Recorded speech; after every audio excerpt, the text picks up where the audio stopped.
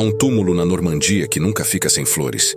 Entre 21.000 soldados alemães enterrados em Lacambe, apenas um recebe essa honra. Seu nome está gravado na pedra. Michael Wittmann, o maior ás de tanques de todos os tempos. O homem que destruiu 138 tanques inimigos. O soldado que Adolf Hitler condecorou pessoalmente 3 vezes. E o homem que morreu porque era bom demais no que fazia. Wittmann venceu todas as batalhas até a última. Destruiu todos os tanques até o seu. Sobreviveu a todos os combates até aquele em que sua própria reputação o matou. Porque quando você se torna lenda, quando seu nome assusta exércitos inteiros, quando generais te enviam para missões impossíveis porque acreditam que você é invencível, há apenas um final possível. Você vai sozinho. E você morre. Esta é a história de como um garoto de fazenda da Baviera tornou-se o guerreiro mais letal da guerra blindada. De como a máquina perfeita, o tanque Tiger, encontrou o operador perfeito. De como vitória após vitória construiu não uma carreira, mas uma armadilha. Porque às vezes na guerra, ser o melhor não te salva. Te condena. 1914. Uma fazenda ao sul de Nuremberg, Baviera. Michael Wittmann nasceu onde a Alemanha ainda era verde. Campos que se estendiam até o horizonte. Vacas pastando sob céu azul. Ar puro que cheirava a terra molhada e feno seco. O tipo de lugar onde homens trabalhavam com as mãos desde o amanhecer até o anoitecer e acreditavam em coisas simples. Deus, pátria, dever. Ele não nasceu para ser herói. Nasceu para ordenhar vacas às 5 da manhã, para arar campos sob sol escaldante, para plantar batatas na primavera e colhê-las no outono, para casar com uma garota de fazenda vizinha, ter filhos, morrer velho na mesma casa onde nasceu. Mas a Alemanha de sua juventude estava ferida. Humilhada pelo Tratado de Versalhes que arrancou territórios, impôs reparações impossíveis, proibiu a reconstrução militar, estrangulada pela inflação que transformou salários em papel sem valor, envergonhada pela derrota na Primeira Guerra Mundial que matou 2 milhões de alemães e não conquistou nada. Nas cidades, homens voltavam mutilados das trincheiras. Nas ruas, veteranos pediam esmola usando uniformes esfarrapados. Nas fazendas, famílias passavam fome enquanto o governo pagava dívidas aos vencedores. E quando Adolf Hitler surgiu prometendo restaurar a grandeza alemã, prometendo devolver o orgulho, prometendo fazer a Alemanha forte novamente, garotos como Wittmann ouviram. Em 1933, aos 19 anos, Wittmann foi convocado para o serviço militar obrigatório, como todos os jovens alemães da era Hitler. Serviu 2 anos. Aprendeu disciplina. Aprendeu a seguir ordens. Aprendeu que havia algo maior do que campos de batata e vacas leiteiras. Completou seu período. Voltou para casa, para a fazenda, para a vida que sempre conhecera. Mas algo havia mudado nele. As mãos que agarravam enxadas agora queriam segurar rifles. Os olhos que observavam campos agora viam horizontes. O corpo que carregava feno agora ansiava por uniforme. A fazenda não era mais suficiente. Em 1937, aos 23 anos, Michael Wittmann tomou uma decisão que mudaria sua vida. Voluntariou-se para a Leibstandarte SS Adolf Hitler, a guarda pessoal do Führer, uma unidade de elite com requisitos rígidos que rejeitava 9 de cada 10 candidatos. Altura mínima, 1,80 m. Wittmann tinha 1,82 m. Aptidão física excepcional. Wittmann podia correr, pular, carregar peso por horas sem parar. Lealdade ideológica absoluta. Wittmann acreditava em Hitler. Completamente. Não era apenas um emprego. Era transformação. Era renascimento. O fazendeiro estava morrendo. O soldado estava nascendo. O juramento foi feito numa cerimônia noturna iluminada por tochas. Centenas de jovens em formação perfeita. Uniformes negros impecáveis. Botas reluzindo. Bandeiras tremulando. Juro a ti, Adolf Hitler, Como Führer e chanceler do Reich alemão, lealdade e bravura. Prometo-te obediência até a morte. Até a morte. Wittmann disse essas palavras e assentiu. Não eram apenas palavras, eram verdade. Os desfiles eram coreografados como balé militar, passos sincronizados, viradas precisas, apresentações de armas executadas com perfeição mecânica. Para um jovem de 20 e poucos anos vindo de uma fazenda bávara onde o único ritual era a missa dominical, aquilo devia parecer glória pura. Wittmann abraçou não apenas o uniforme, mas a ideologia, a lealdade absoluta a Hitler, a crença na superioridade racial alemã, a política de perseguição aos judeus que eram culpados por todos os males da Alemanha, o programa de conquista e expansão do Terceiro Reich, que recuperaria os territórios perdidos e conquistaria o espaço vital que a raça superior merecia. Ele não foi recrutado contra sua vontade. Não foi enganado, não foi coagido. Ele escolheu, entusiasticamente, orgulhosamente. E quando em setembro de 1939 Hitler invadiu a Polônia, desencadeando a Segunda Guerra Mundial, os desfiles terminaram. A glória de parada se transformou em glória de batalha. A guerra de verdade começou. Wittmann era um motorista excepcional. Mãos firmes, reflexos rápidos, visão espacial natural que vinha de anos guiando tratores e carroças por campos irregulares. Devido a essa habilidade, recebeu o comando de um veículo de reconhecimento. Era rápido, preciso, disciplinado, confiável, mas ainda era apenas mais um soldado numa guerra que estava prestes a engolir o mundo. Mais um nome numa lista. Mais um uniforme numa formação. A lenda ainda não havia nascido. 22 de junho de 1941. Fronteira soviética. Adolf Hitler lançou a Operação Barbarossa. 3 milhões de soldados alemães. 3.600 tanques. A maior invasão da história. Objetivo: conquistar a União Soviética em 3 meses, escravizar seus povos, colonizar suas terras para a raça superior, exterminar os comissários comunistas e os judeus.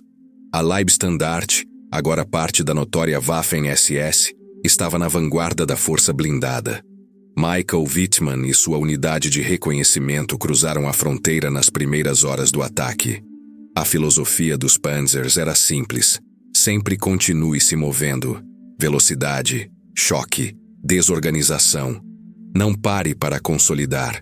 Não espere infantaria. Apenas avance. Sempre avance. Os tanques alemães rasgavam centenas de quilômetros através das defesas soviéticas. Milhões de prisioneiros foram capturados nas primeiras semanas.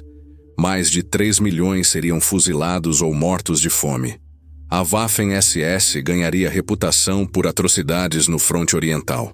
Aldeias queimadas com civis dentro. Judeus executados em valas comuns.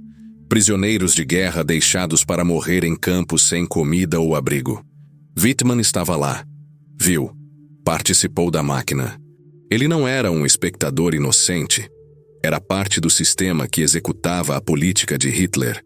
O fazendeiro de Nuremberg havia se tornado engrenagem na maior máquina de morte da história.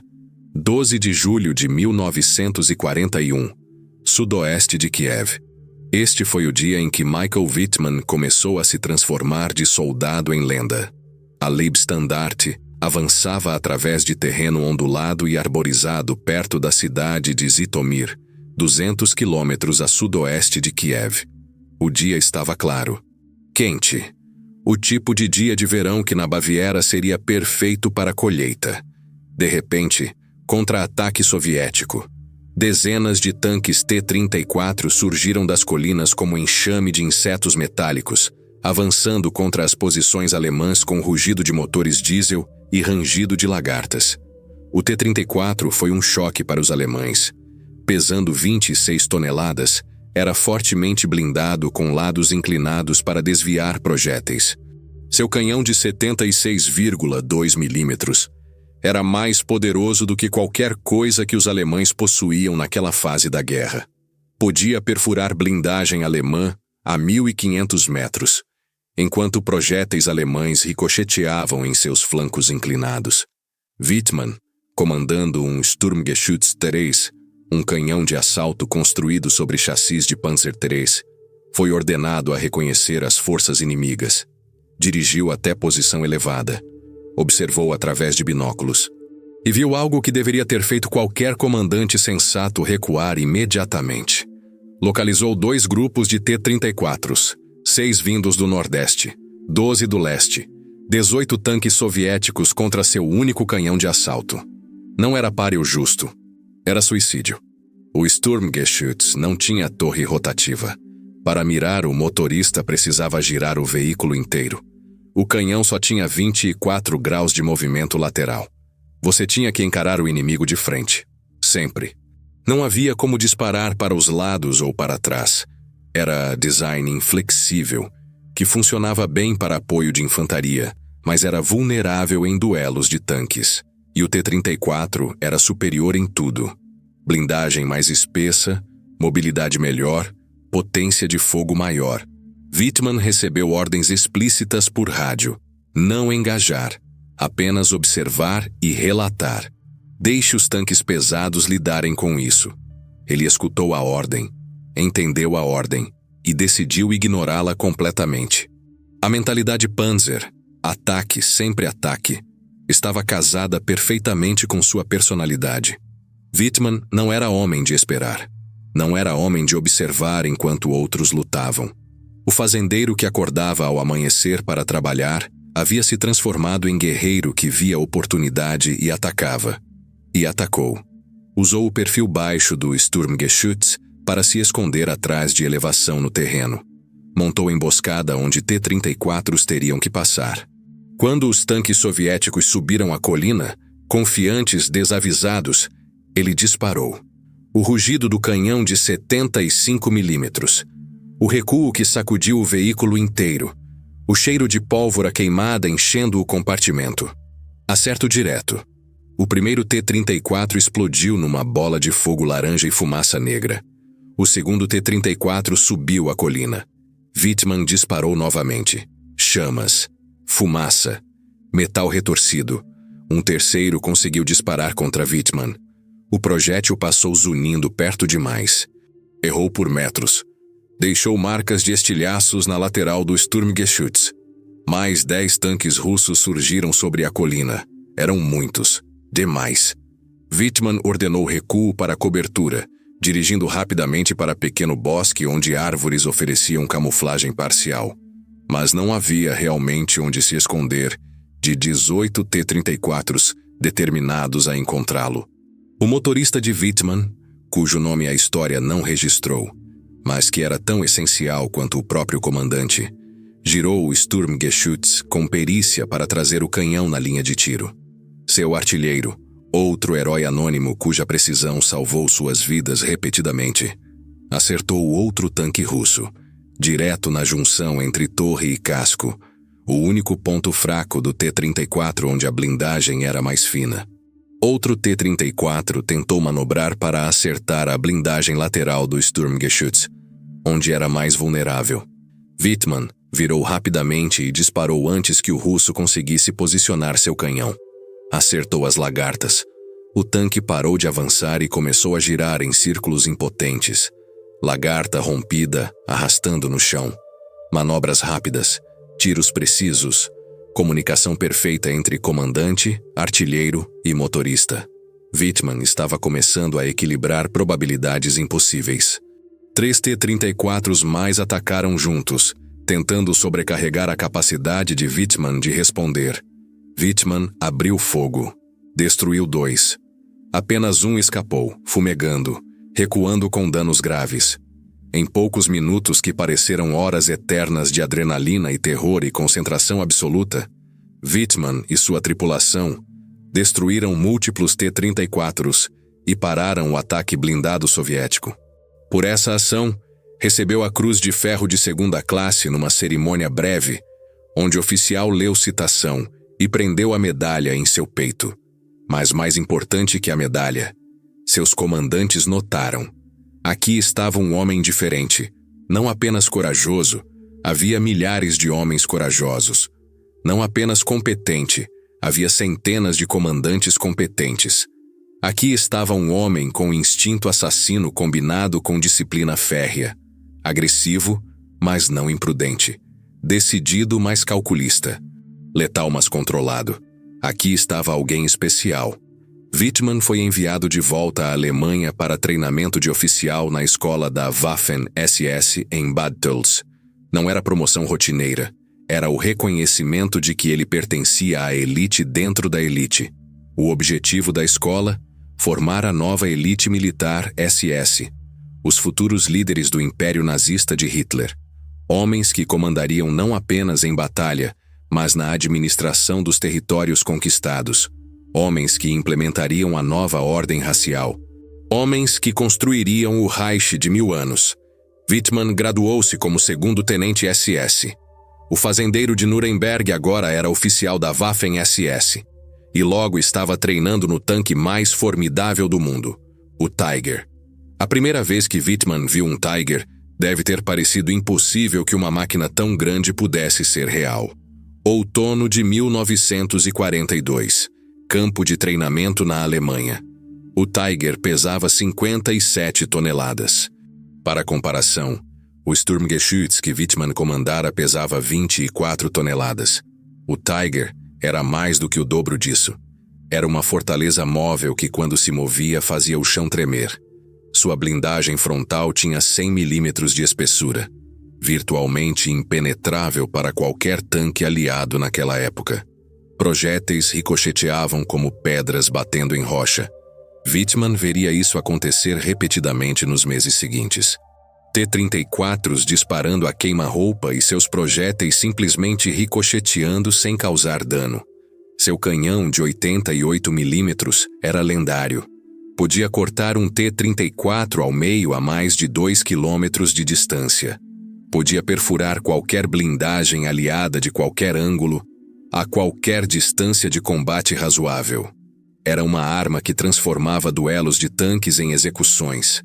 Mas o Tiger também era lento, complicado, quebrava frequentemente, consumia combustível como um monstro faminto. Precisava de manutenção constante e precisava de tripulação excepcional para transformar suas capacidades em realidade. Wittmann aprendeu cada centímetro do Tiger, cada controle, cada peculiaridade, cada fraqueza. Passou semanas treinando sua tripulação até que funcionassem como organismo único, até que pudessem disparar em movimento, técnica difícil que a maioria dos comandantes considerava desperdício de munição, mas que Wittmann dominaria e usaria repetidamente para sobreviver. O Tiger tornou-se extensão de seu próprio corpo. Quando pensava virar à esquerda, o motorista já estava virando. Quando via alvo, o artilheiro já estava mirando. Quando decidia disparar, o carregador já tinha projétil pronto. Era uma fortaleza móvel. E Wittmann aprendeu a comandá-la como maestro rege orquestra. Fevereiro de 1943. Wittmann retornou à frente russa como parte da nova companhia de Tigers da Leibstandarte. 13 Tigers, 13 fortalezas móveis. 13 armas de destruição que mudariam o equilíbrio de poder em qualquer campo de batalha. Mas agora, a maré estava virando contra a Alemanha. A vitória rápida que Hitler prometera em 1941 não aconteceu. Moscou não caíra. Leningrado resistia. E em Stalingrado todo um exército alemão havia sido cercado e destruído. As forças soviéticas avançavam para oeste, criando um enorme saliente nas linhas alemãs perto da cidade de Kursk. Um bulge no fronte que se projetava profundamente no território controlado alemão. Hitler, desesperado para recuperar a iniciativa, planejou contra-ofensiva massiva, Operação Cidadela.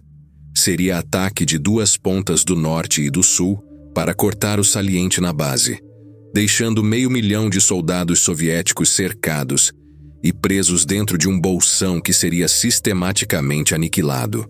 Para a ofensiva, os alemães reuniram 780.000 homens e 2.500 tanques.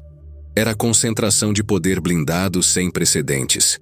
Os soviéticos, Alertados por espiões e preparados por meses, posicionaram quase 2 milhões de homens e mais de 5.000 tanques em linhas defensivas fortificadas que se estendiam por quilômetros.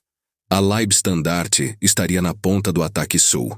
Na vanguarda estariam Michael Wittmann e seu pelotão de 5 Tigers, 50 homens, 5 tanques, 300 toneladas de aço, 5 de julho de 1943. Madrugada. As tripulações dos Tigers esperavam dentro de seus tanques. O metal estava frio. Logo estaria quente demais para tocar. A mensagem de Hitler foi lida pelo rádio. Voz distorcida por estática, mas palavras claras. Soldados, hoje vocês iniciam grande ofensiva cujo resultado pode afetar decisivamente o resultado da guerra. Meus soldados, agora finalmente vocês têm tanques melhores que o inimigo. O destino da Alemanha está em suas mãos. A ordem veio às 4h30. Panzers, avancem. Conforme avançavam através de campos de trigo e fazendas abandonadas, foram recebidos por tempestade implacável de fogo. Os russos haviam preparado linha após linha de defesas. T-34s enterrados até a torre. Posições de canhões antitanque camufladas. Campos minados que explodiam sob lagartas. Mas o Tiger era superior a tudo que enfrentava. Seu canhão de 88 milímetros perfurava as defesas russas a distâncias, onde os soviéticos nem conseguiam revidar com precisão. Projéteis soviéticos ricocheteavam em sua blindagem frontal, deixando apenas marcas na pintura. Superando linha após linha de defesas cada vez mais desesperadas, Wittmann e os Tigers empurraram em direção ao objetivo. Os russos continuavam jogando onda após onda de tanques no ataque. T-34s emergiam de bosques, de vilas, de depressões no terreno. Dezenas deles. Centenas ao longo do dia. Todos alvos frescos para o artilheiro de Wittmann. O tanque de Wittmann continuava se movendo, disparando enquanto girava, esmagando um T-34 após outro. A técnica que ele dominava, disparar em movimento, permitia que mantivesse momentum enquanto engajava alvos. Outros Tigers paravam para disparar. O Tiger de Wittmann continuava rolando, o canhão ajustando, o artilheiro compensando o movimento, e então o trovão do disparo, e mais um T-34 em chamas. Destruiu 8 tanques e 12 canhões antitanque no primeiro dia. Números que seriam carreira inteira para a maioria dos comandantes de tanques. Para Wittmann, era apenas o começo. 12 de julho de 1943. A Batalha de Kursk estava prestes a atingir seu clímax na pequena cidade de Prokhorovka. O comandante da companhia de Tigers de Wittmann foi ferido por estilhaços quando o projétil soviético explodiu perto de sua escotilha aberta. Wittmann assume o comando de todos os Tigers da Leibstandarte, justamente quando a batalha estava para explodir na maior colisão de blindados da história. Os russos estavam preparando um contra-ataque desesperado de última hora. Estavam perdendo.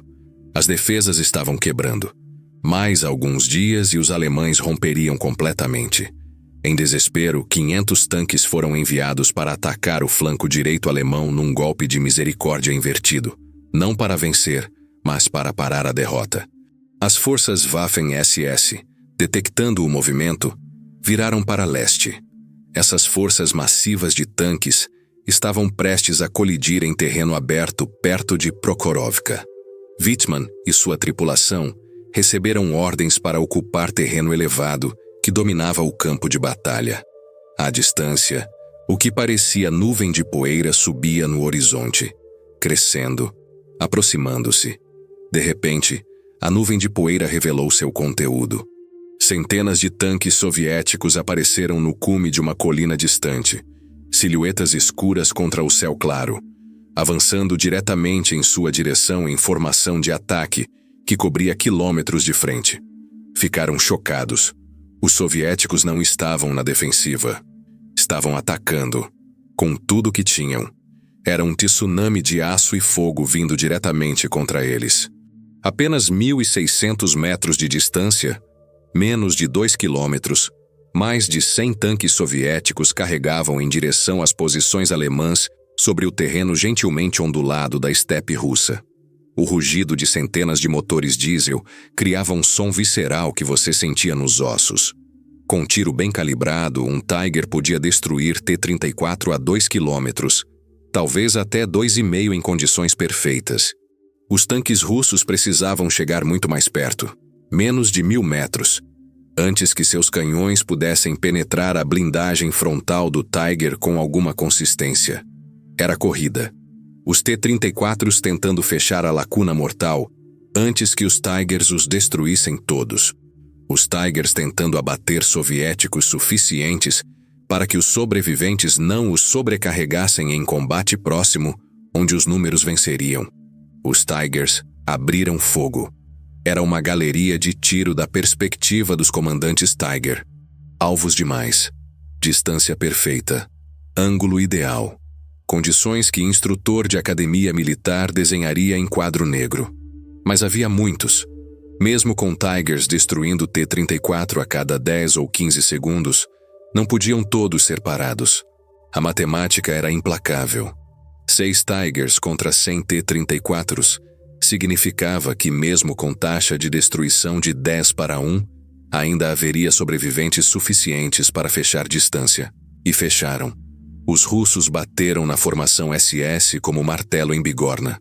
De perto, onde T-34s podiam manobrar ao redor dos Tigers e acertar blindagem lateral mais fina, onde podiam disparar de múltiplos ângulos simultaneamente, onde podiam tentar desabilitar lagartas e imobilizar os gigantes alemães, os tanques alemães eram vulneráveis. Os Tigers de Wittmann entraram em ação com ferocidade desesperada. Wittmann disparava em movimento, técnica que salvaria sua vida múltiplas vezes naquele dia. Seu motorista mantinha o Tiger rolando em velocidade total enquanto o artilheiro rastreava alvos e disparava. Rastreava, disparava, recarregava, rastreava, disparava. Não era normal. Regulamentos alemães enfatizavam que tanques não deviam disparar em movimento. Era desperdício de munição. A taxa de acerto caía drasticamente. Melhor parar, mirar cuidadosamente, disparar com precisão, depois mover para a próxima posição. Mas Wittmann não tinha luxo de parar. Parar significava ser cercado. Ser alvo estacionário para múltiplos T-34s. Então ele continuou se movendo. E sua tripulação excepcional continuou acertando. Da perspectiva de Wittmann dentro do Tiger, Prokhorovka era apenas caos. Fumaça por toda parte. Impossível dizer quem era amigo ou inimigo sem olhar cuidadosamente. Tanques em chamas criavam cortinas negras de fumaça oleosa. Projéteis unindo em todas as direções. Explosões contínuas. Gritos no rádio. Ordens. Contra-ordens. Confusão. Disparando a curta distância, às vezes apenas 50 ou 100 metros, seu tanque foi atingido 2 vezes. Projéteis soviéticos acertaram sua blindagem frontal e ricochetearam, deixando crateras profundas no metal, mas não penetrando. Atingiram sua lagarta esquerda, causando dano que teria que ser reparado depois, se houvesse um depois. Mas o Tiger continuou lutando. A batalha durou horas que pareceram dias. Os russos sofreram perdas terríveis. Centenas de T-34s queimando nos campos. Mas conseguiram seu objetivo principal: desacelerar o avanço alemão tempo suficiente para que reservas chegassem. Prokhorovka é considerada uma das maiores batalhas de tanques da história, devido aos números de blindados envolvidos em área relativamente pequena. Mais de 1.000 tanques participaram. Mais de 300 foram destruídos naquele único dia. A companhia de Tigers de Wittmann teve uma série de sucessos extraordinários.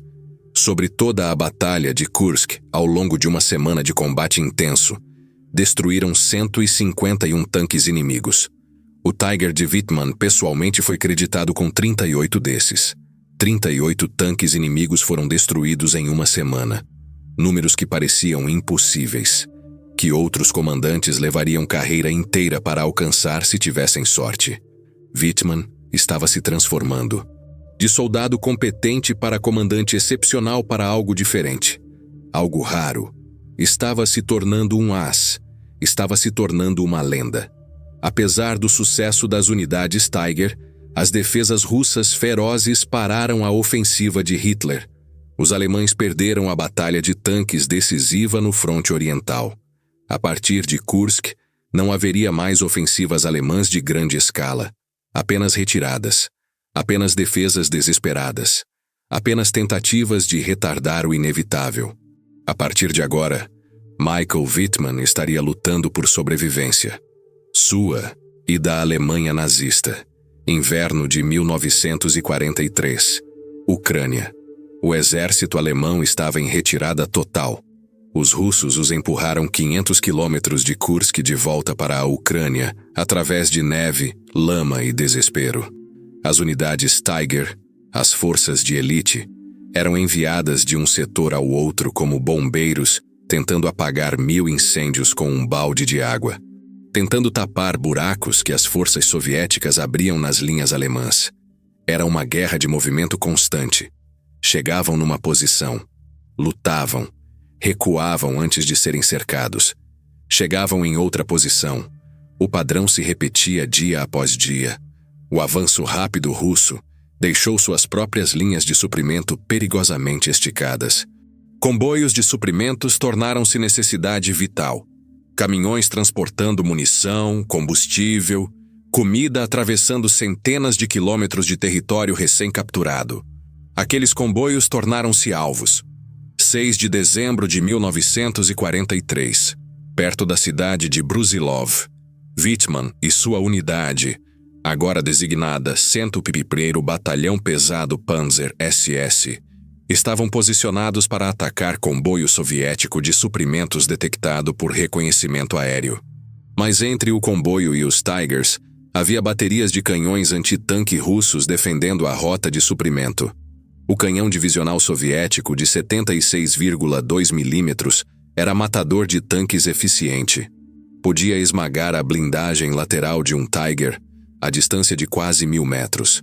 Podia destruir suas lagartas mesmo quando não conseguia penetrar a blindagem. Tiger sem lagartas era apenas caixa de metal imóvel, esperando ser destruída. Para matar essas baterias antitanque, a tática de Wittmann era jogar jogo perigosíssimo. Usar ele mesmo e seu tanque de 57 toneladas como isca. Wittmann dirigiu seu Tiger para terreno elevado completamente exposto. Estava deliberadamente se tornando alvo, tentando os artilheiros russos a disparar contra ele e revelar suas posições. Eles morderam a isca. Canhões abriram fogo de múltiplas posições. Projéteis zunindo. Alguns errando por metros, outros acertando. O Tiger sacudindo com impactos. Blindagem aguentando, mas cada impacto criando tensão impossível na tripulação que sabia que, eventualmente, um projétil acertaria no lugar certo e eles morreriam. Mas agora os artilheiros russos haviam revelado suas posições com o clarão dos disparos e a fumaça de suas armas. Sob fogo pesado que aumentava conforme mais canhões se juntavam ao tiroteio, Wittmann rapidamente recuou atrás da crista da colina. Então 3 outros Tigers que haviam esperado escondidos correram contra os canhões antitanque de seus pontos cegos, flanqueando as posições, carregando direto contra eles, antes que os russos pudessem girar manualmente os canhões pesados para enfrentar a nova ameaça. A tática de Wittmann funcionou perfeitamente. As baterias antitanque eram destroços fumegantes, artilheiros mortos ou fugindo através dos campos cobertos de neve. Mas quando Wittmann trouxe seu Tiger de volta para se reagrupar, a tripulação examinou os danos. Seu Tiger revelava quão perigoso o jogo de Wittmann podia ser, e quão perto haviam chegado de morrer. Contaram um total de 28 impactos no Tiger. 28 vezes que projéteis soviéticos acertaram seu tanque. Alguns eram menores, raspões que deixaram marcas na blindagem. Mas havia também alguns grandes o suficiente para facilmente enfiar punho dentro. Buracos profundos onde a blindagem quase foi penetrada. Mais alguns centímetros de penetração, e eles estariam mortos. Mais um impacto no mesmo lugar, e a blindagem cederia. Wittmann havia apostado suas vidas e vencido. Desta vez, com as baterias antitanque eliminadas, Wittmann correu em direção à estrada de suprimentos. Dirigiu para a cobertura de pequeno bosque para observar a estrada sem ser visto. Através de binóculos avistou um comboio, dúzias de caminhões, alguns tanques leves de escolta, tropas de infantaria.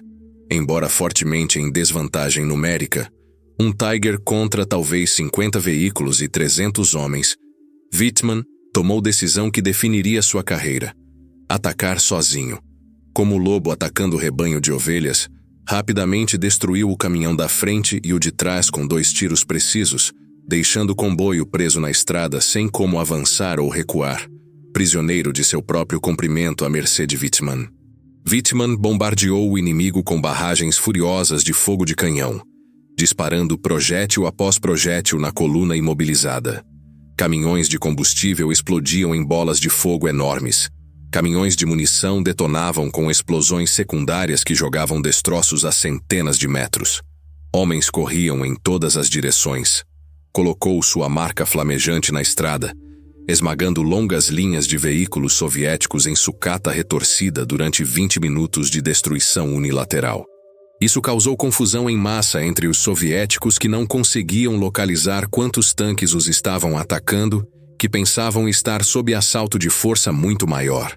O ataque ousado de lobo solitário de Wittmann funcionou brilhantemente. O comboio russo foi completamente destruído. Nas semanas seguintes, conforme o inverno se aprofundava e a neve cobria os campos ucranianos, ele entrou em fúria destruindo tanques inimigos em série de ataques ousados. 61 tanques inimigos em 6 semanas. Números que eram impossíveis, mas estavam documentados, verificados, reais. Suas mortes totais logo atingiram 117. Ele havia destruído mais tanques inimigos sozinho do que batalhões inteiros conseguiam. Pintou o número de mortes no cano de seu tanque em pequenos anéis brancos. 117 anéis. 117 vidas finalizadas. 117 tripulações queimadas ou esmagadas. 16 de janeiro de 1944. Wittmann foi chamado para a cerimônia de condecorações. Recebeu a Cruz de Cavaleiro, segunda maior honra militar da Alemanha nazista. Apenas oficiais excepcionalmente destacados recebiam. Wittmann, aos 29 anos, estava entre eles. A transformação estava completa. O fazendeiro de Nuremberg havia se tornado lenda viva. Semanas depois, sua Cruz de Cavaleiro foi elevada com a adição de folhas de carvalho, honra ainda mais rara. E foi promovido a primeiro-tenente. Estava subindo na hierarquia não por conexões ou política, mas por puro mérito em combate. 2 de fevereiro de 1944. Wittmann foi chamado ao quartel-general do Fronte Oriental do Führer, instalação fortificada em Floresta Polonesa, para receber sua nova condecoração pessoalmente de Adolf Hitler. A reunião foi breve. Hitler apertou sua mão, prendeu pessoalmente as folhas de carvalho em sua Cruz de Cavaleiro. Fez propaganda diante de fotógrafos. O Führer e o as de tanques. O líder e o guerreiro perfeito. Uma das razões pelas quais Wittmann foi condecorado ao grau que foi, era que ele fazia parte da Leibstandarte SS Adolf Hitler, a divisão com o nome de Hitler na unidade. Era a propaganda perfeita, mas também era merecido. 117 tanques destruídos não eram propaganda, eram fatos. Wittmann foi então ordenado de volta à Alemanha, onde suas façanhas já o tornaram famoso. Os jornais publicavam suas histórias. Rádio narrava suas batalhas. Cinejornais mostravam seu rosto. Mas o país que encontrou ao retornar estava em ruínas devido aos bombardeios aliados intensificados. Cidades alemãs queimavam todas as noites. Hamburgo havia sido transformada em tempestade de fogo. Berlim era bombardeada repetidamente. Colônia estava em destroços. O esforço de guerra estava definitivamente indo contra a Alemanha, e líderes nazistas procuravam desesperadamente formas de manter a moral pública elevada.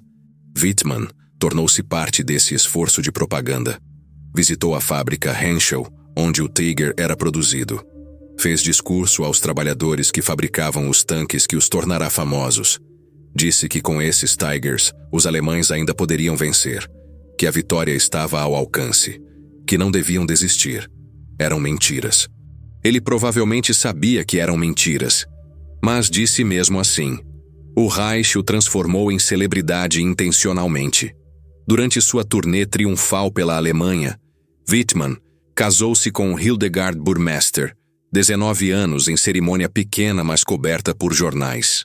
O casal recebeu presente especial de casamento enviado pessoalmente por Hitler, exemplar autografado de Mein Kampf, a Bíblia nazista. Era honra suprema e prisão suprema, porque agora Wittmann não era mais apenas soldado. Era símbolo, era inspiração, era uma lenda que não podia fracassar porque toda a Alemanha estava assistindo. Antes que pudesse arranjar lua de mel para sua jovem noiva, Wittmann recebeu nova designação urgente. Os aliados haviam desembarcado na Normandia. A França estava sendo invadida. Sua esposa o acompanhou com seu batalhão Tiger até o Château d'Elbeuf, na Normandia. Michael Wittmann logo teria sua chance de vingança contra os inimigos da Alemanha e provaria que era realmente a lenda que todos acreditavam que ele fosse. Ou morreria tentando. 6 de junho de 1944. Forças aliadas desembarcaram na Normandia. Hitler ordenou suas forças Panzer para empurrar os aliados de volta ao mar. Para Michael Wittmann e seus Tigers, a cabeça de praia aliada estava a mais de 200 quilômetros de distância, através de estradas que estavam sendo bombardeadas continuamente. A Leibstandarte começou em 6 de junho com 45 Tigers, complemento completo para aquele 101º Batalhão Pesado SS de tanques. Mas levou 5 dias angustiantes para Wittmann levar sua segunda companhia ao campo de batalha da Normandia. 5 dias viajando apenas à noite, escondendo-se durante o dia sob árvores em celeiros, camuflados com redes e galhos, porque os céus pertenciam completamente aos aliados. Caças-bombardeiros P-47, Thunderbolt e Hawker Typhoon patrulhavam constantemente caçando colunas alemãs em movimento. Quando avistavam algo se movendo, mergulhavam e atacavam com foguetes e metralhadoras. Tigers eram alvos especialmente valiosos. Wittmann perdeu tanque após tanque naquela jornada. Alguns foram destruídos completamente por bombas diretas, outros danificados e abandonados porque reparos levariam dias que não tinham. Tripulações transferidas para outros veículos, feridos, evacuados, mortos enterrados às pressas em valas ao lado da estrada. Uma semana depois de zarpar com 45 Tigers, o batalhão estava reduzido a cerca de 16 veículos operacionais. Wittmann chegou ao fronte da Normandia com apenas 6 Tigers funcionais sob seu comando direto. 6 tanques para deter a invasão de milhões. Wittmann e o 101º Batalhão Pesado, Panzer SS, foram posicionados no setor esquerdo e mais crucial da frente, enfrentando britânicos e canadenses. Os alemães concentraram suas unidades blindadas em torno do setor britânico e canadense, porque se aquele setor caísse, britânicos teriam rota direta para Caen, e depois Paris, e depois a própria Alemanha. Era a rota mais curta para acabar com a guerra. Tinham que segurá-lo com suas unidades mais fortes. Os aliados estavam preparando a fuga da cabeça de praia. Seu plano é enviar a 7ª Divisão Blindada Britânica em direção à cidade-chave de Caen, através da pequena cidade de Villers-Bocage. Capturar Villers-Bocage. Depois Caen. Depois quebrar para Campo Aberto e correr para Paris. 13 de junho de 1944. Madrugada. Névoa cobrindo os campos. Wittmann posicionou seus 6 Tigers sobreviventes sob cobertura de árvores perto de Villers-Bocage, protegendo-se de bombardeiros aliados que apareceriam assim que a névoa levantasse. A 22ª Brigada Blindada Britânica começou a se mover através da cidade ao amanhecer, confiantes. A coluna de tanques britânicos avançava numa estrada única, enfileirados, apenas 200 metros da posição de Wittmann. Os britânicos não sabiam que Wittmann estava lá. Pensavam que a área estava segura. Haviam encontrado pouca resistência até aquele ponto. Esperavam chegar a Caan com facilidade. Estavam prestes a descobrir que estavam errados. Whitman viu através de binóculos que havia oportunidade na medida em que os veículos blindados britânicos estavam em linha organizada se aproximando de sua posição como patos em fila para caçador. Estava enfrentando 138 tanques e veículos blindados. Sua força, 6 tanques. A matemática era impossível, 23-1. Qualquer comandante racional esperaria reforços, chamaria apoio aéreo, recuaria e estabeleceria posição defensiva. Whitman decidiu atacar, sozinho. Imediatamente. A decisão foi tomada em segundos. Não havia tempo para reunir sua companhia que estava dispersa. Não havia tempo para planejamento elaborado. Havia apenas oportunidade que existiria minutos antes que a coluna britânica passasse. Partiu com um tanque. Seu Tiger, sua tripulação, contra 138 veículos blindados. Aproximou-se da coluna, mantendo-se paralelo atrás de cobertura até encontrar posição perfeita. Então emergiu a apenas 50 metros da coluna britânica. Os ingleses ficaram tão surpresos quanto ele os surpreendeu. Ninguém esperava que o Tiger alemão aparecesse subitamente ao lado da estrada. Whitman disparou sem hesitar. Primeiro destruiu 2 tanques Cromwell da direita da coluna em rápida sucessão. Ambos ficaram em chamas em menos de 15 segundos. Depois um Sherman da esquerda. Girou a torre. Disparou. Outro tanque queimando. Por estarem em proximidade tão próxima um do outro na estrada estreita, não havia espaço para os britânicos manobrar. Não podiam se dispersar. Não podiam formar linha de batalha. Estavam presos na estrada como alvos em galeria de tiro. Então, Whitman virou à esquerda e atacou os transportadores blindados no meio do regimento blindado. Disparou projéteis de alto explosivo em vez de perfurantes, veículos leves explodindo, homens saltando para fora, correndo através dos campos. Abandonando o equipamento, eles nunca deixaram a estrada. Ficaram tão surpresos, tão chocados, que um único tanque alemão pudesse aparecer no meio de coluna inteira, que panicaram. Comandantes gritando ordens contraditórias pelo rádio. Alguns ordenando ataque, outros ordenando recuo. Caos total. Whitman dirigiu em direção à traseira da coluna na mesma estrada como se estivesse participando do desfile mortal, destruindo cada tanque que vinha em sua direção. O inimigo foi jogado em confusão total. Conseguiu eliminar tanques Cromwell, tanques Sherman, transportadores blindados Bren. Então tomou uma decisão ainda mais ousada. Dirigiu direto para dentro da própria cidade de Villers-Bocage. A cidade já havia sido ocupada por infantaria e veículos de suporte blindados britânicos. Havia inimigos por toda parte, mas Whitman não parou. Continuou seu ataque solitário pelas estreitas ruas medievais da cidade, destruindo veículos estacionados, atirando em qualquer coisa que se mexia, criando caos absoluto. Finalmente, no centro da cidade, um canhão antitanque britânico bem posicionado conseguiu um disparo lateral no Tiger de Whitman. Acertou.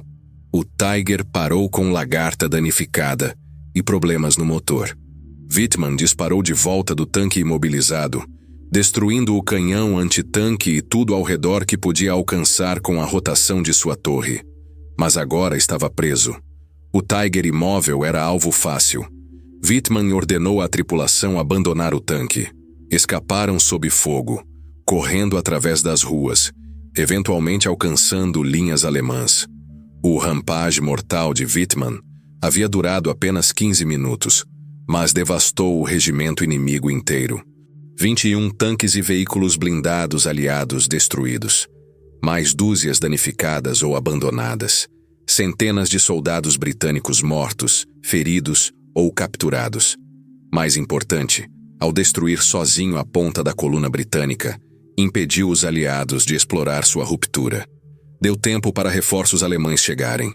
Impediu os aliados de tomar área em torno de Caan por 2 meses inteiros. Um homem, um tanque, 15 minutos, 2 meses de atraso para os aliados. Era uma façanha impossível. e adicionou camadas finais à mística das habilidades de Wittmann como comandante Panzer. Cinejornais alemães aproveitaram ao máximo o revés aliado em Villers-Bocage.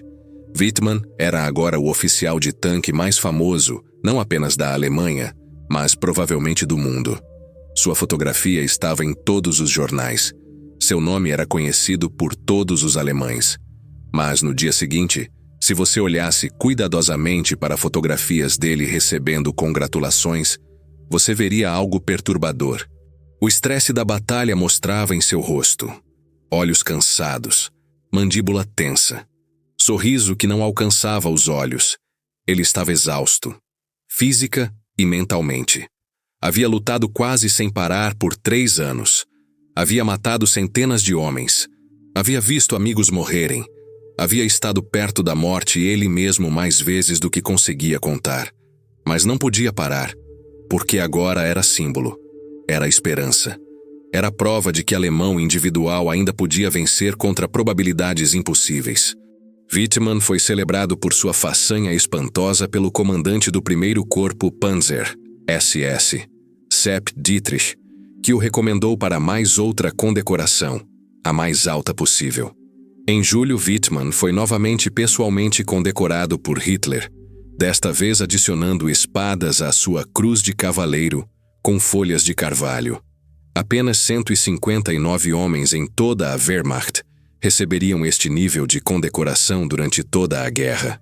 Wittmann era o comandante de tanque mais condecorado não apenas por sua experiência no campo de batalha, mas também pelo valor de propaganda que podia ser exibido através dele.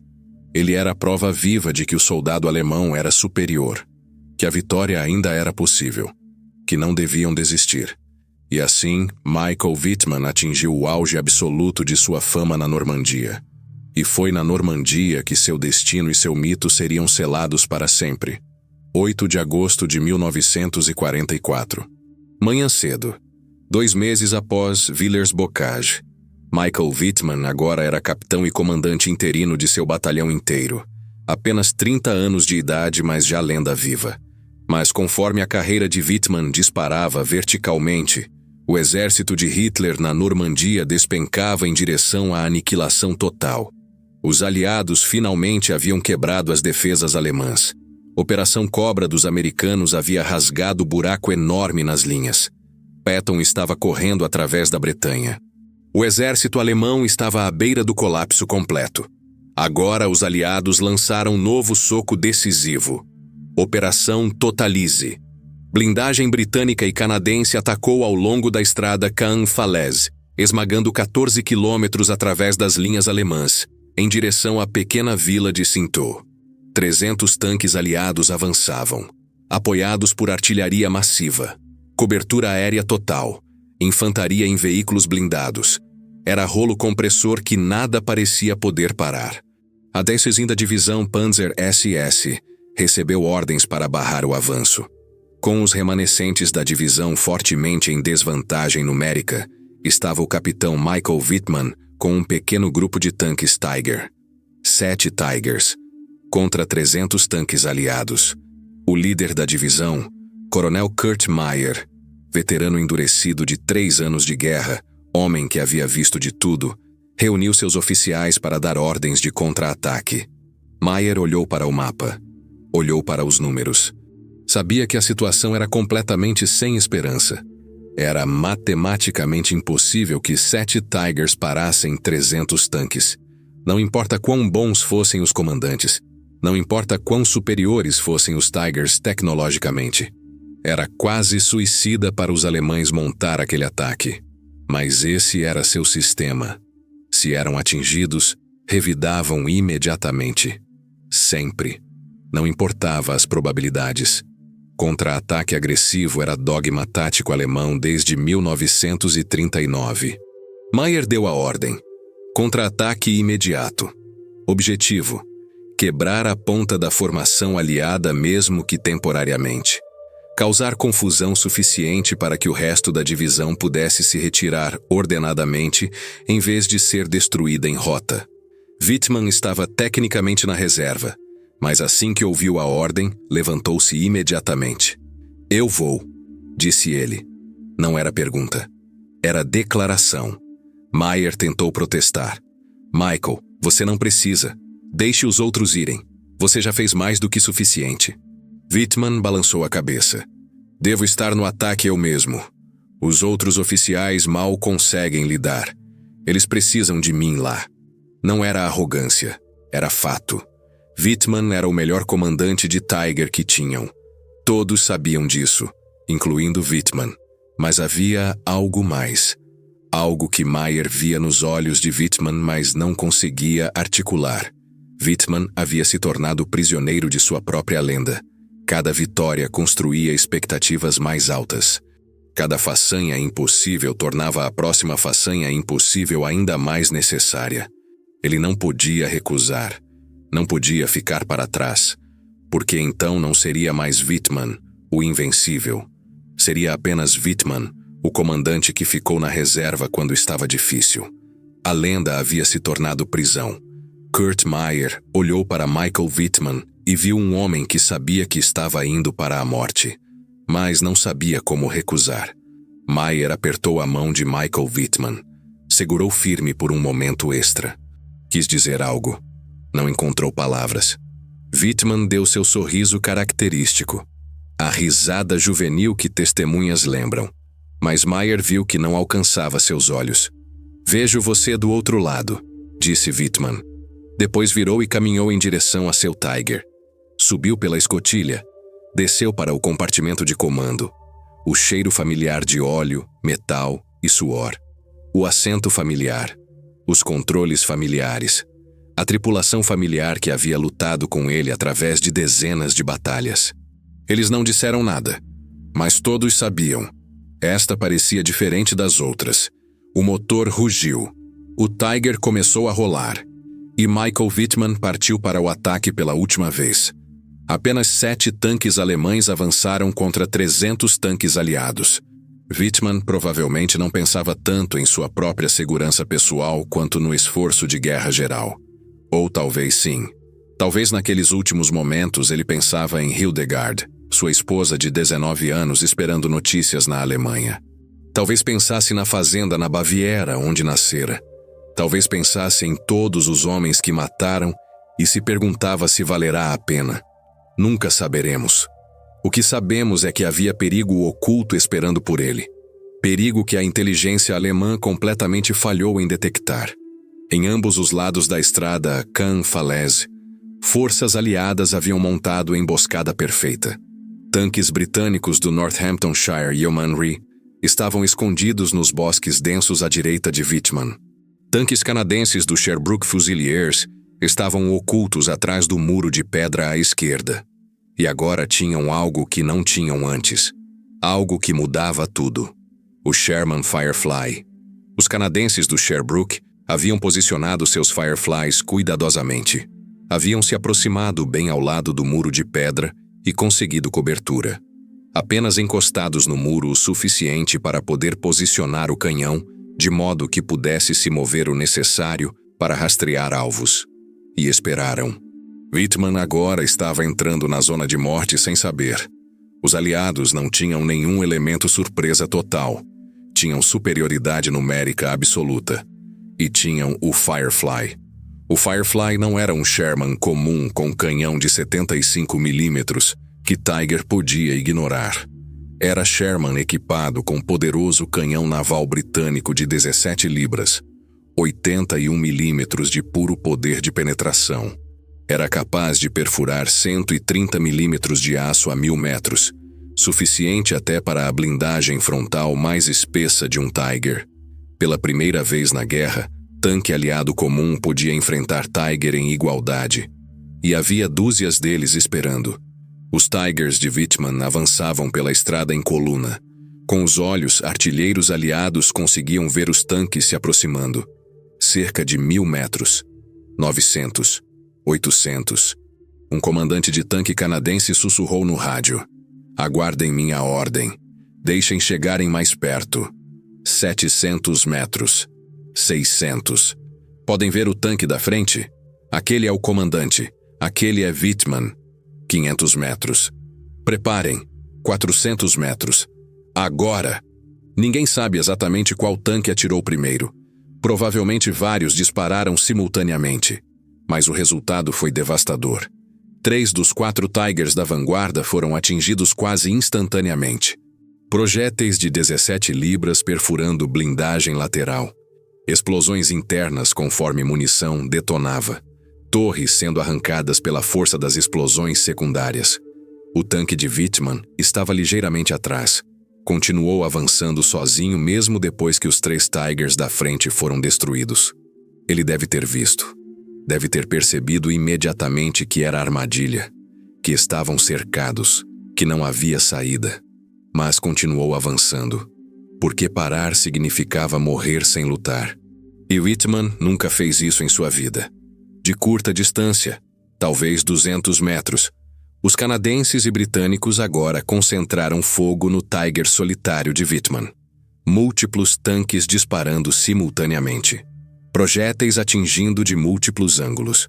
Um artilheiro canadense lembrava: disparei no tanque mais próximo. Vi o impacto. Recarregamos. Disparei novamente. Depois, tremenda explosão. Muito maior do que normal. A torre do Tiger de Wittmann foi arrancada pela força da detonação e atirada a vários metros de distância, pousando de lado no campo. O casco do Tiger continuou rolando por mais alguns metros, a inércia carregando-o para frente mesmo depois que estava efetivamente destruído. Depois parou. Fumaça negra subindo, chamas começando internamente. Ninguém saiu. 8 de agosto de 1944, aproximadamente 15 horas. Michael Wittmann lutou em sua última batalha. Viveu 30 anos. Matou 138 tripulações de tanques inimigos. Foi condecorado pessoalmente por Hitler 3 vezes. Tornou-se lenda. E morreu fazendo exatamente o que todos esperavam que fizesse. Atacando contra probabilidades impossíveis, porque era Wittmann. E Wittmann sempre atacava. Seus últimos pensamentos, conforme via projéteis vindo em sua direção, podem ter sido simplesmente aceitação. Valhalla, aqui vou eu. Tipo de destino que sempre soube que o esperava. Sabia que não havia forma de vencerem desta vez. Mas foi mesmo assim. 25 de agosto. Apenas 17 dias após a morte de Wittmann, o exército alemão na Normandia foi completamente derrotado. O bolsão de Falaise foi fechado. 200.000 alemães mortos ou capturados. Paris foi libertada. A França seria livre em semanas. Muitos dos soldados de Hitler permanecem na Normandia, enterrados no cemitério militar alemão de Lacambe. 21.000 lápides sombrias em fileiras perfeitas recordam o fim não celebrado do Império Nazista. Mas Michael Wittmann ainda é celebrado. Há mito nas experiências de combate de Michael Wittmann. As pessoas o veem como sim sendo nazista, mas não é a razão pela qual admiram suas habilidades em combate. Se você está do lado receptor disso, vai ter perspectiva diferente. Ele aceitou as doutrinas de Hitler o suficiente para entrar em seu tanque e invadir os países de outras pessoas, país após país, para matar homens, mulheres e crianças. Pode ter sido herói para os alemães, mas não para mim. Mesmo 60 anos após a morte de Wittmann, seu legado, sua mística, se mantém até hoje. Entre 21.000 túmulos em Lacambe, apenas um sempre tem flores frescas. O paradoxo final é o mais cruel de todos. Wittmann venceu porque era bom demais. E morreu pela mesma razão. Cada vitória construía sua reputação. Cada tanque destruído adicionava à lenda. Até que comandantes pararam de vê-lo como homem e começaram a vê-lo como arma, como solução, como milagre que sempre funcionava. E armas são enviadas para os lugares mais impossíveis. Villers-Bocage funcionou porque era impossível. Um tanque contra 138. 15 minutos de glória suicida que se tornou lenda porque ele sobreviveu por milagre. Mas em Sinto, não houve milagre. Apenas matemática. 7 tanques contra 300. Sem surpresa desta vez. Sem sorte. Apenas inevitabilidade. Ele sabia. Kurt Meyer viu em seus olhos. A risada juvenil era uma despedida mal disfarçada. Whitman subia naquele Tiger sabendo que provavelmente não desceria vivo. Mas ia mesmo assim. Porque isso é o que lendas fazem. Porque é o que se espera do melhor. Porque quando você vence demais, quando destrói demais, quando sobrevive demais, eventualmente alguém te envia para a missão da qual você não volta. E você vai. Porque não sabe como recusar. Porque sua reputação te obriga. Porque todos esperam. Porque é quem você se tornou. O Tiger de Whitman explodiu em chamas. A torre voou pelos ares como brinquedo atirado por uma criança gigante. 57 toneladas de aço viraram caixão em segundos. 138 tanques inimigos foram destruídos durante sua carreira. 3 condecorações pessoais de Hitler. 30 anos de idade. É um túmulo que nunca fica sem flores. Porque mesmo quando você luta pela causa errada, mesmo quando serve o regime errado, mesmo quando morre pela ideologia errada, há algo na história de Michael Whitman que as pessoas não conseguem esquecer. Não porque ele era nazista, mas porque era humano. Humano demais. Um garoto de fazenda que queria ser especial. Que queria pertencer a algo maior. Que queria importar. E que encontrou seu significado na máquina de guerra mais destrutiva da história. Um soldado que venceu todas as batalhas até a última. Um homem que descobriu tarde demais que ser o melhor não te salva, te condena. Te transforma em símbolo que não pode ter medo, não pode recusar, não pode falhar. E 60 anos depois, alguém ainda coloca flores em seu túmulo. Não para honrar o nazista, mas para lembrar do homem. Do garoto da Baviera com mãos de fazendeiro que se tornaram mãos de guerreiro. Que lutou com perícia extraordinária por causa terrível. Que matou centenas e salvou talvez milhares de alemães com suas táticas brilhantes. Que era simultaneamente herói e vilão, dependendo de qual lado da história você estava. Porque no final, Michael Whitman não foi morto por um tanque inimigo. Foi morto por sua própria reputação. Pela expectativa impossível de que o melhor sempre vencerá. Pela crença perigosa de que lendas não morrem, mas morrem. Todos morrem. Especialmente lendas.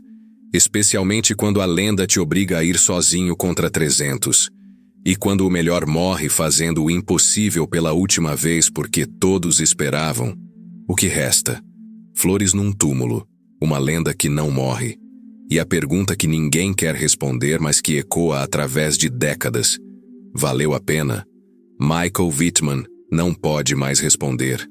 Seu Tiger queimou há 60 anos num campo da Normandia. Mas as flores no seu túmulo sugerem que alguém, em algum lugar, ainda pensa que sim. Ou pensa que não. Ou pensa que é mais complicado do que sim ou não. Talvez as flores não sejam sobre aprovação. Talvez sejam sobre memória. Sobre reconhecer que mesmo nas guerras mais horríveis, travadas pelas piores causas, havia humanos fazendo o que achavam que deviam fazer. Michael Whitman jurou obediência a Adolf Hitler até a morte. E cumpriu seu juramento até o último segundo. As flores continuam chegando, porque alguns túmulos não permitem que você esqueça.